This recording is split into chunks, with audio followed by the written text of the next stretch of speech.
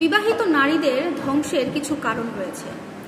আজকের এই ভিডিওতে আপনাদের সাথে শেয়ার করব বিবাহিত নারীদের ধ্বংসের কারণ। 1.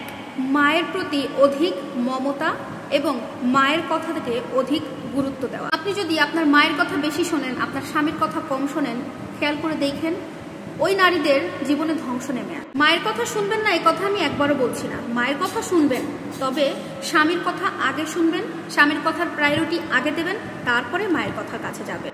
2. অন্য মহিলার পরামর্শ নেওয়া।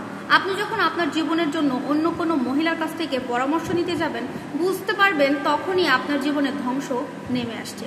কারণ এই পৃথিবীতে একটা মেয়ে কখনো অন্য আরেকটা মেয়ের ভালো চায় না। এই কথাটা তিতা লাগলেও কিছু করার নাই, অতি বাস্তব একটা সত্য কথা। 3.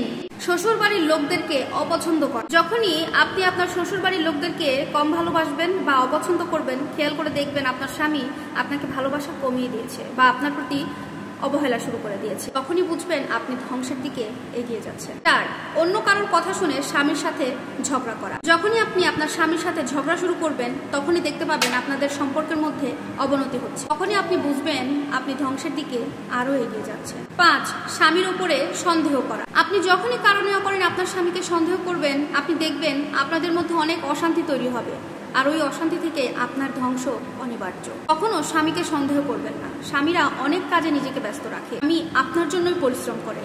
একটা বিবাহিত নারীর ধ্বংসের জন্য এর থেকে বেশি কিছুর আমার মনে হয় না দরকার হয়।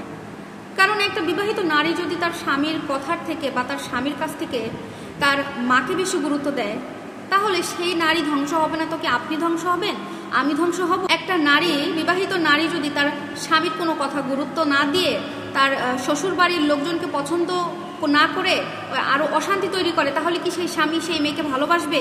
কখনো। যে স্বামী তার স্ত্রীর জন্য পরিশ্রম করতেছে, কষ্ট করতেছে, বাইরে সারা দিন রাত খাটাখাটনি করে মাথার ঘাম পায়ে ফেলতেছে, ঘরে আসলে স্ত্রী সেই স্বামীকে সন্দেহ করতেছে, ফোন ধরা দেরি হলে সেই স্বামীকে সন্দেহ করতেছে, বা তার কলিগের যদি কোনো মেসেজ আসে সেইটা দেখে স্ত্রী তার স্বামীকে সন্দেহ করতেছে। আরে ভাই, ওই সন্দেহ করলে স্বামী তোমাকে অবহেলা করবে না, কি তোমাকে আদর করবে, তোমাকে ভালোবাসা বাড়াই দিবে? না। একটা নারীর ধ্বংসের জন্য স্বামীকে সন্দেহ করা অনেক বড় একটা ব্যাপার। অযথা স্বামীকে সন্দেহ করবে না বোনরা আমার, অযথা স্বামীকে সন্দেহ করো না। আর আমার এই ভিডিওতে যে পয়েন্টগুলো আমি আপনাদের সাথে শেয়ার করলাম, দয়া করে এগুলো যদি আপনাদের মধ্যে করে থাকেন, দয়া করে এগুলো থেকে নিজেদেরকে সরিয়ে আনুন। কারণ এই কাজগুলো করলে আপনি ধ্বংস হয়ে যাবেন, আপনি আপনার জীবনে সুখে থাকতে পারবেন না, আপনার সংসার জীবনটা সুন্দর থাকবে না, সংসারে অনেক ধরনের অশান্তি আসবে। আরও একটা কথা বলে রাখি, সংসার জীবনে ঢোকার পরে আপনার নিজের বাবা মায়ের থেকে আপনার স্বামীর বাবা মাকে বেশি প্রায়োরিটি দিবেন, কারণ সেটা আপনার স্বামীর বাবা মা। আপনি যদি তার বাবা মাকে সম্মান করেন, বেশি ভালোবাসেন, আপনি আপনার স্বামীর ভালোবাসা পাবেন।